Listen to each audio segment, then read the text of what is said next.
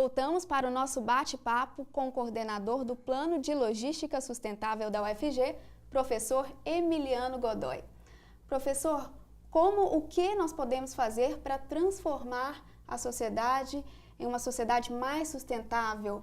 E como a gente pode ser mais sustentável dentro de casa? Esse tipo de pergunta é fundamental para que a gente traga para o nosso dia a dia a questão ambiental.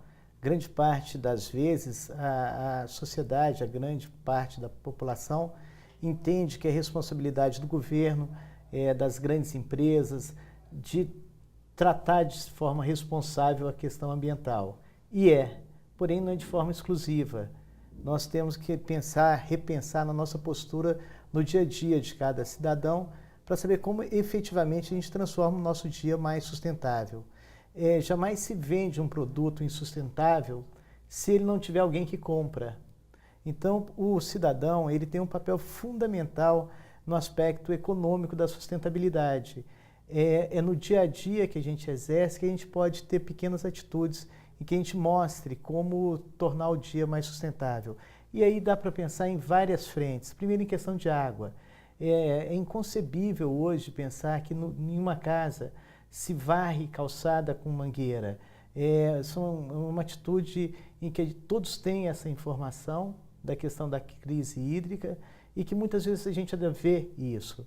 A gente ainda vê muita gente queimando lote para fazer a limpeza. E isso afeta significativamente a qualidade do ar, não só daquele lugar, como do entorno, porque tem ventos.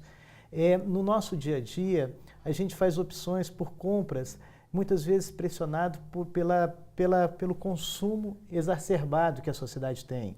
Se troca de carro, se troca de celular, se troca de determinados aparelhos de TV, eletroeletrônicos, de forma muito mais intensa do que seria o necessário. Isso muito mais por uma questão de pressão social. Além disso, é fundamental que a gente repense os nossos hábitos no sentido de que aquilo que a gente está comprando de fato vai ser necessário, aquilo que a gente deixou de usar pode ter um destino melhor, alguém pode estar precisando daquilo.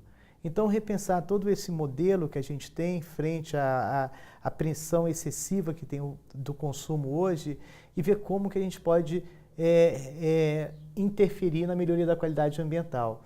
Um exemplo bastante interessante que a gente faz é em relação a presentes. Muitas vezes o presente ele tem um tamanho mínimo e a embalagem é gigantesca. Ou seja, para se comer um bombom, você tem que gerar 4, 5 tipos de embalagens para chegar em um bombom. A gente não come embalagem, a gente não veste embalagem, a gente quer o produto que está ali dentro. Há muito tempo atrás, há mais de 20 anos, o governo da Alemanha já diz o seguinte, eles têm como lema o seguinte: queremos o seu produto, não o seu lixo. Então a gente tem que repensar a própria forma de dar presentes. E com isso, de forma pequena, de forma bastante pontual, a gente não só melhora a qualidade ambiental, como a gente dá exemplo aos filhos, aos vizinhos, aos amigos e, de certa forma, melhora a qualidade ambiental do planeta. Muito legal. E como o segmento da construção civil em Goiás tem encarado esses desafios para ser sustentável? Novos materiais, novas tecnologias estão sendo criadas para poder suprir essa necessidade? Perfeito. A construção civil ela é responsável pelo consumo de 77% dos recursos naturais. Isso quando a gente vê todo o ciclo de vida do processo de construção civil, e aí como exemplo a questão da areia, o tijolo, o ferro, o cimento, o amianto. Então 77% dos recursos naturais que são consumidos vão para a construção civil. E aí há uma preocupação muito grande da construção dar o seu exemplo em como efetivamente ser mais sustentável. Mas não basta apenas pequenas ações dentro de uma casa ou um prédio para torná-lo mais sustentável. A gente precisa ter realmente indicadores de desempenho ambiental. E o que é isso? São ações em que a empresa ou o proprietário implanta na sua casa ou na sua empresa que reduz o consumo de recurso natural. E aí a gente pode pensar em várias frentes, e que a universidade, que a UFG tem trabalhado. Primeiro, com relação à água, a implantação de telhados verdes. em que a gente pode, de certa forma, diminuir a temperatura de uma casa ou mesmo de um prédio e reter a água naquele local. Um dos grandes problemas que a gente tem hoje nas cidades é a chamada drenagem urbana. As casas são totalmente impermeabilizadas e toda essa água vai para a rua. E muitas vezes a população reclama de enchente e muitas vezes não se vê como um elemento causador dessa enchente. Então a permeabilidade do solo é um fator fundamental na qualidade ambiental de uma cidade. Então, além desse telhado verde, é fundamental que a gente pense também como que é o modelo de ocupação do terreno, do lote, em que a gente mantenha também áreas permeáveis, como gramados e em algumas situações, o que é chamado poços de infiltração. A água que é coletada do telhado, ela é drenada para um poço e infiltra, fazendo com que aquela água seja retida naquele local. Além disso, a gente tem a possibilidade, como consequência disso, do reabastecimento do lençol freático. Ou seja, essa água ficando retida, além dela não diminuir o seu impacto por não estar tendo escoamento superficial, a gente está realimentando o lençol freático. Então, são vantagens que acabam sendo feitas. A outra questão também de pensar a construção civil é em relação à energia.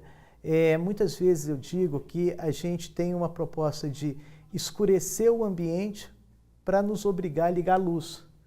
Então a arquitetura tem um papel fundamental aí de aproveitar esse excesso de luz solar que a gente tem no Centro-Oeste. É quase que inconcebível a gente pensar que todo ambiente que a gente esteja, mesmo durante o dia, seja obrigatório acender a luz. Então a engenharia tem que pensar junto com a arquitetura como que esses ambientes podem ficar com um conforto térmico melhor, aproveitando a questão de ventos, e como a luminosidade natural pode favorecer essa construção. E, por fim, dar soluções mais eficazes aos efluentes que são gerados, tanto em termos industriais quanto em termos domésticos, para que esse efluente líquido, esse esgoto que seja gerado, seja efetivamente tratado e reutilizado dentro das casas ou das empresas. São essas, basicamente, as frentes de trabalho que a engenharia vem pensando. Excelente, um conjunto de ações e áreas diferentes em prol do desenvolvimento sustentável, né, professor? E você pode citar para a gente algum projeto da Universidade Federal de Goiás que seja em prol desse desenvolvimento sustentável? Sim, na própria Escola de Engenharia a gente tem uma participação muito intensa em um projeto de pesquisa que chama-se permeabilidade de solo, em que são desenvolvidos tipos de materiais para que se produza calçadas e que essas calçadas sejam realmente permeáveis e que essa água seja retida dentro do próprio local onde ela caiu. A expectativa nossa é transformar o entorno da Escola de Engenharia, toda ela com esse tipo de calçada, e abaixo dessa calçada sejam grandes tanques em que a gente retém a água e reutiliza essa água no processo de irrigação do gramado. Então, é um projeto de pesquisa que, em segundo momento, ele pode ser replicado para toda a cidade. Excelente iniciativa. Muito obrigada pela sua participação, professor. Eu que agradeço e fico muito feliz de ter essa possibilidade, essa abertura de falar sobre esse tema com vocês. Muito obrigado. Obrigada. Muito obrigada. Depois do intervalo, você vai conhecer o projeto da Regional Jataí da UFG, que produz biodiesel com óleo de cozinha.